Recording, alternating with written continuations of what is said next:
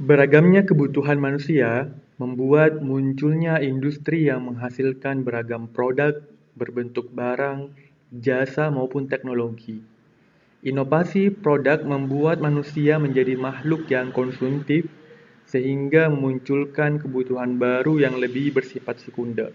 Pada akhirnya, membuat manusia berupaya mengeksploitasi sumber daya alam demi untuk memenuhi bahan baku industri dan menghasilkan produk baru yang bernilai ekonomis tinggi. Sumber daya alam atau natural resource dapat didefinisikan sebagai segala materi yang disediakan oleh alam yang dapat diolah menjadi lebih berharga dan berguna untuk kehidupan manusia. Terdapat dua cara pandang manusia terhadap pengelolaan sumber daya alam, yaitu yang pertama, memandang sumber daya alam hanya sebatas sebagai materi yang bernilai ekonomis semata. Dan yang kedua, memandang sumber daya alam sebagai komponen lingkungan yang harus diolah dengan konsep berkelanjutan atau sustainable development. Dalam buku Basic of Environmental Science, sumber daya alam dapat dikelompokkan menjadi dua kategori, yaitu renewable resources dan non-renewable resources. Renewable resources merupakan kelompok sumber daya alam yang dapat dengan mudah terbarukan, sehingga ketersediaannya tidak terbatas. Adapun non-renewable resources merupakan jenis sumber daya alam yang sulit diperbaharui karena membutuhkan proses yang sangat lama, sehingga ketersediaannya terbatas. Semakin banyaknya kebutuhan terhadap sumber daya alam, khususnya bahan bakar fosil, membuat ketersediaan non-renewable energi semakin menipis. Oleh karena itu, pemerintah di berbagai negara membuat kebijakan berupa pengalihan energi dari non-renewable energi ke renewable energi. Penggunaan bahan bakar fosil telah menimbulkan permasalahan yang serius. Tidak hanya membahayakan lingkungan, tetapi juga memberikan dampak terhadap kehidupan organisme di bumi.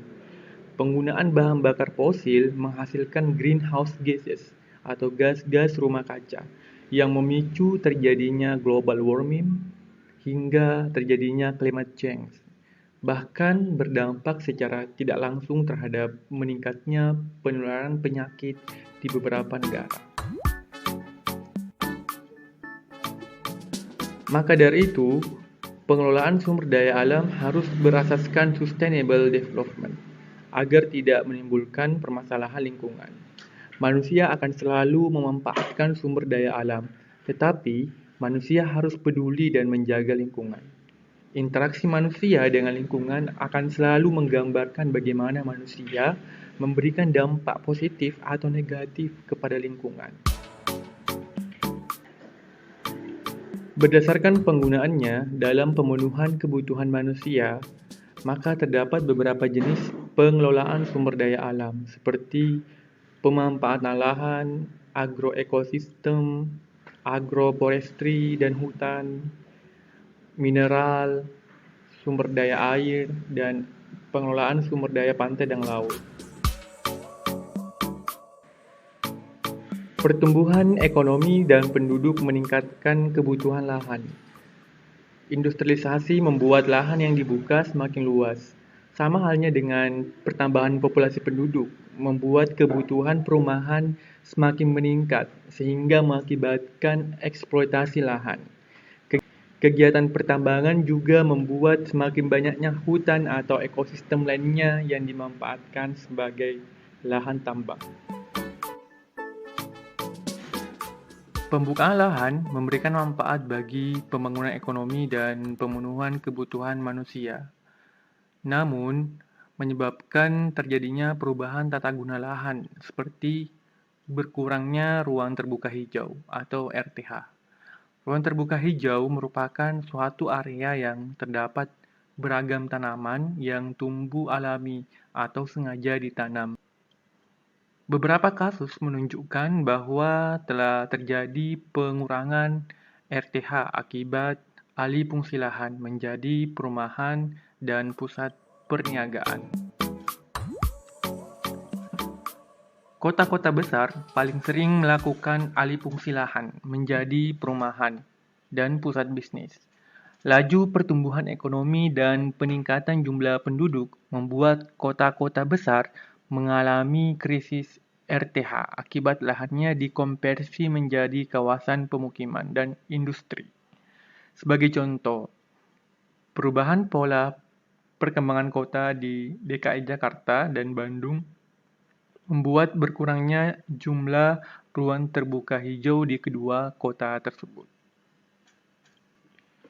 Jadi, bisa dikatakan bahwa semakin meningkatnya jumlah penduduk, maka semakin meningkat juga kebutuhan manusia terhadap lahan.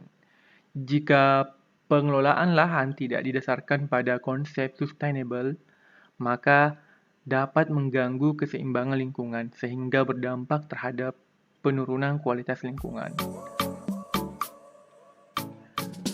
Pembukaan lahan seharusnya diimbangi dengan program penanaman pohon ataupun tanaman pasca pembangunan pemukiman dan industri. Perumahan, perkantoran, dan industri seharusnya memiliki taman atau berbagai bentuk program penghijauan lainnya. Salah satu program penghijauan yang dapat dilakukan untuk perumahan dan perkantoran yaitu hidroponik. Hidroponik bisa menjadi salah satu metode penghijauan di wilayah perkotaan, khususnya untuk perumahan yang padat penduduk. Istilah hidroponik masih asing di tengah masyarakat, meskipun sebenarnya bercocok tanam dengan sistem hidroponik telah lama digunakan oleh sebagian penggiat pertanian modern di Indonesia. Hidroponik sebagai teknologi bercocok tanam tanpa menggunakan tanah belum begitu banyak dikenal oleh sebagian masyarakat, khususnya masyarakat yang awam dengan teknologi pertanian modern. Padahal, hidroponik telah dikembangkan oleh ilmuwan pertanian dunia sejak puluhan tahun yang lalu. Teknologi hidroponik menjadi jawaban atas sebuah pertanyaan, bagaimana cara mewujudkan sebuah kota yang padat penduduk dan bangunan menjadi kota hijau yang sejuk.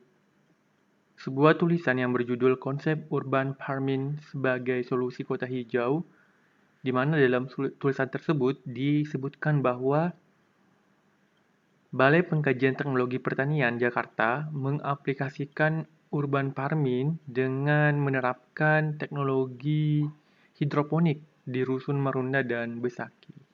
Hasilnya, warga Rusun Marunda dan Besaki mendapatkan kemudahan untuk mendapatkan makanan yang sehat.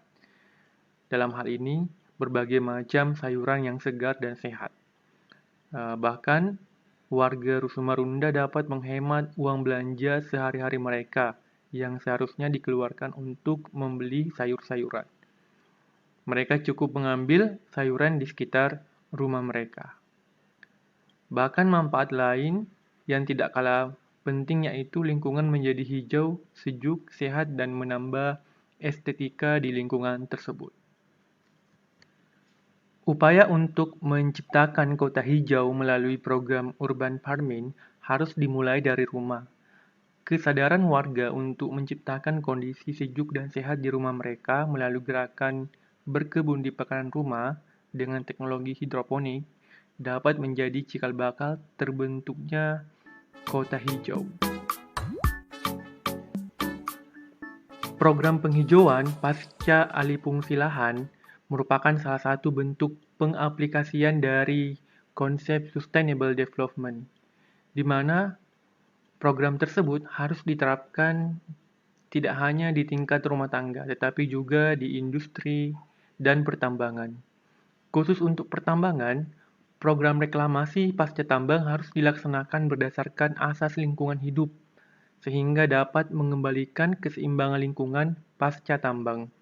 Program Green Industry juga menjadi cara untuk memanfaatkan lahan industri agar tersedia ruang terbuka hijau yang dapat mendukung keseimbangan lingkungan di sekitar industri atau tambang tersebut.